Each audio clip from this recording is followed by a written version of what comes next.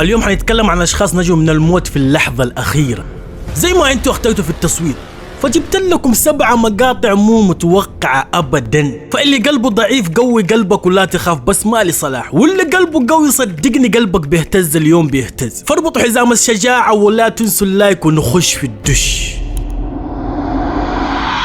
دائما يقول لو في مطر قوي مرة لا تخرج من البيت، لأنه نسبة إنه يضربك برق 1%، بس أكيد حتجيك ضربة برد وتمرض، ده شيء طبيعي.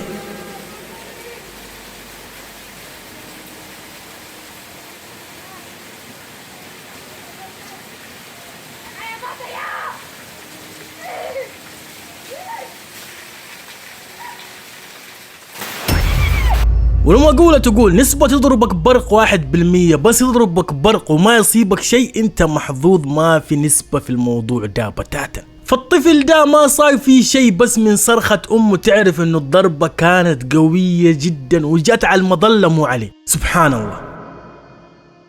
الآدمي ده كان يصور بالجو برو وبيسوق دبابه هو وزوجته معاه، ووسط الخط يقول لك نزل عليهم مطر، والمطر صار مرة قوي، ووسط المطر والسرعة اللي بيسرعها صار معاهم الشيء ده.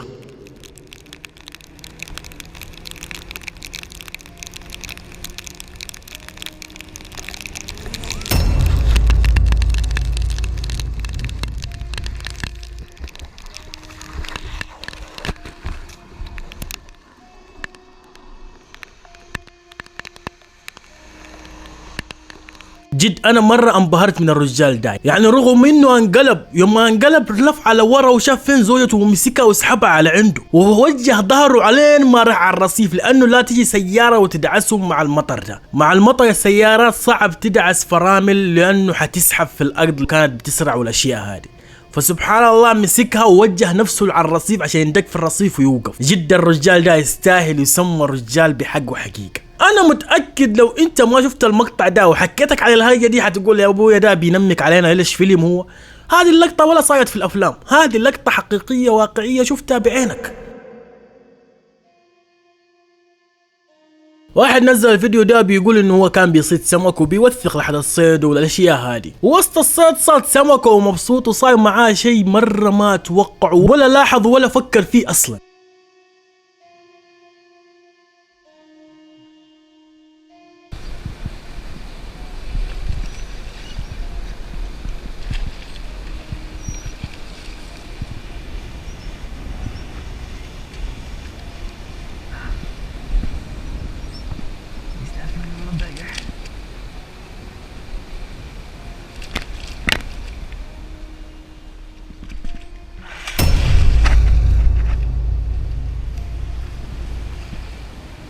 في اللحظة دي تعرف انه التمساح كان متخفي طول الوقت اللي هو كان فيه يصيد، وكان بيتربص له يبغاه بس يقرب من المويه. فاول ما قرب شافه قرب عليه يقول لك شوية شوية، ولما قرب ما لاحظه، هو يوم مسك السمكة يقول لك ورفعها لاحظ التمساح نط عليه. الادمي ده لو ما صور اللحظة دي ده كان ما حد صدقه، وقال صاير لي كده ما حد حيصدقه، انا بنفسي ما حصدقه. لو قال اقول له ليه التمساح نط عليك وقريب منك وما مسكك، بس هذا اللي صار معاه. وفي اللحظة دي التمساح لو عضه اقل شيء حيقطع يده، لانه التمساح عنده النظام انه يعض ويبرم فيقطع اليد، عارف؟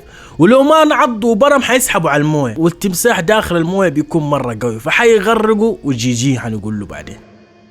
الداش كام اللي ما يعرفها هي كاميرا تحطها في السياره يا ابويا، تصور اي شيء يا ابويا معاك انت ماشي قدام ورا. المهم واحد نزل المقطع ده وقال هو صوره بالداش كام حق انه كان ماشي في الشارع وكان في زحمه في الشارع اللي هو، فجاه طلعت واحده قدامه. شوف ايش صار.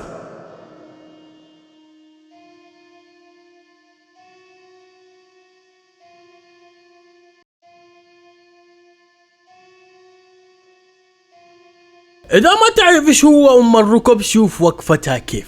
أول ما استوعبت إنه في سيارة جاية بسرعة على عندها ما قدرت تتحرك رغم إنها كانت بتمشي، فجأة صلبت في مكانها.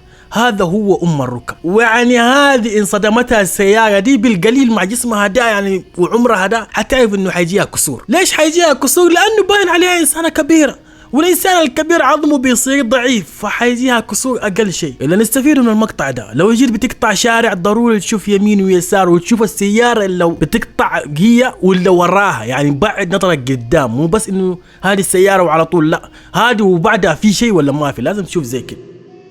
الآدمي ده نزل المقطع ده وقال انه كان بيمشي في غابة وشاف اسد صغير وكان بيصور ومبسوط، يبي يوثق اللحظة يقول للناس شوفوا انا شفت اسد قدامي حقيقي ومن الكلام ده.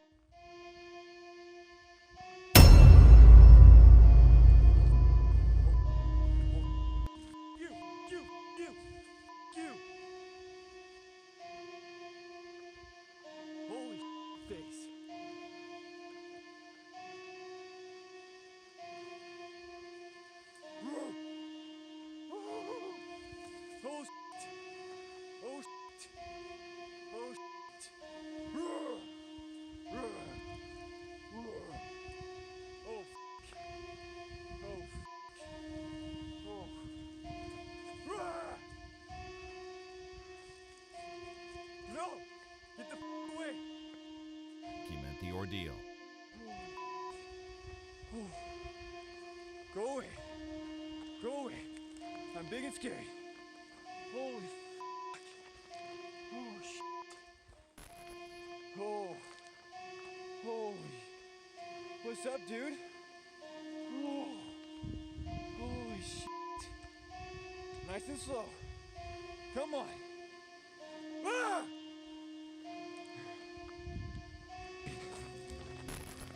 Holy no, go away! Go away! No! No! You, dude! Holy...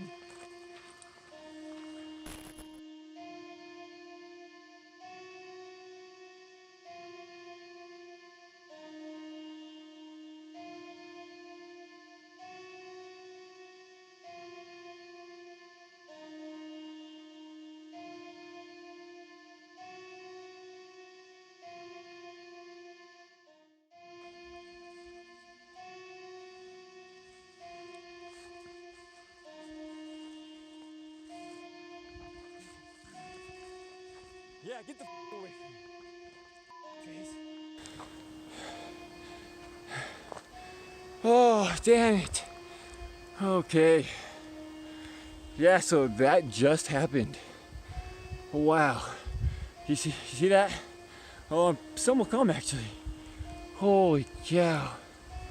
اللبوة دي يقول لك جلست تمشي وراه وتبغى تخش عليه أكتر من 5 دقائق، المقطع مرة طويل، أكتر من 5 دقائق المقطع، بس أنا قصقصت لكم هو شوية شوية عارفين عشان تشوفوا إيش الحرج. يقول لك كل شوية بتحاول تقرب منه، فهو من إنه بيرفع صوته ويزعق والأشياء دي هي بتبعد. شفت اللحظة دي اللي بدأت كده خلاص بدأت تبغى تنقض عليه، يقول لك لأنه بس يقول لك شال عينه اللحظة منها، شافته انه عينه واحد بعيدة عنها خلاص بدأت تبى تنقض عليه. ولما نزل مقطع الناس بتقول له لانك انت جيت منطقتها وعند اطفالها ومن الكلام ده، بس انا اللي بشوفه كانت تبى تخليه وجبة لاطفالها، ما في شيء اسمه جيت منطقتها.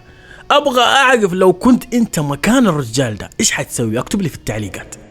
بعض الامهات والاباء يهملوا اطفالهم، يعني مثلا بيوتهم تكون على الشارع واوقات يخلوا الباب مفتوح، والطفل لما يشوف باب مفتوح اكيد حيخرج دايركت، ما بيخرج هو عشان يبي يلعب ولا شيء، لا يبي يخرج عشان يكتشف. اوقات ليه تشوف الطفل في البيت يمسك دا يطيح دا كله دا بيكتشف، فلما يشوف الشارع يخرج يبي يكتشف ايش فيه برا. فسبحان الله شوف زي الطفل ده خرج بيشوف ايش فيه برا، شوف ايش صاير معاه.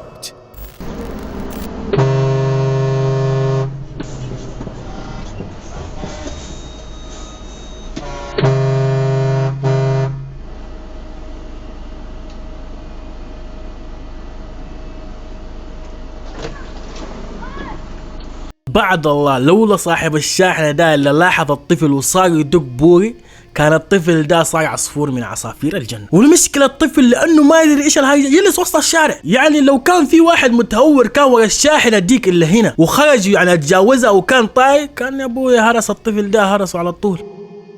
المقطع ده اتصور برضه بداش كام، انه في باص مدرسة وقف ونزلوا بعض الطلاب، واول ما نزلوا صار كل واحد يمشي على طريق بيتهم ولا ما ادري اهم شيء، ففجأة الاثنين جو بيقطعوا الشارع جري.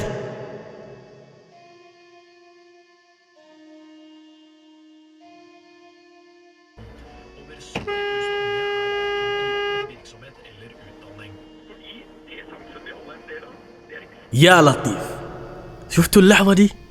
اللحظة دي من جد اللي فيها كده هي مو قلبك يوقف، لأنه شوف الشاحنة كيف كانت سريعة، سبحان الله، لو الآدمي ده حق الشاحنة ما ضرب بوري وبنبه الشاحنة الثانية كان الولد ده انهرس لك الله، كان صار معصوب، لانه ما حينفك لا يمين ولا يسار. الولد ده ما حينفع لا في التشليح ولا في شيء. ونكرر نقول لو بتقطع الشارع طالع يمين ويسار وطالع ورا اليمين وورا اليسار. اصلا انت لو قطعت والسياره كانت قدامك مش خليها تروح، بعدين فكر تقطع. كيف تقطع وانت اصلا ما بتشوف الجهه الثانيه؟ فلازم تعرفوا الشيء ده. دول اطفال ما يعرفوا ايش الهرجه، بس انتوا لازم تعلموهم وتنتبهوا على اخوانكم دائما لما تخرجوا الشارع، لا تسيبوا اياديهم، لانه الطفل فجاه تجي حاله يبي يشقح يبي يجري زي كده، ما ادري هو يبي يلعب، عارفين؟ فما يدري تيجي سياره. فانتبهوا على اطفالكم وانتبهوا على انفسكم، الله يحميكم ويحمينا. ولا تنسى اللايك والاشتراك. وفي لقطات مره كثير ما حطيتها، بس بسألكم الجزء الثاني برضه بحط لكم لقطات ثانيه، ولا يطيح شيء. ويلا جي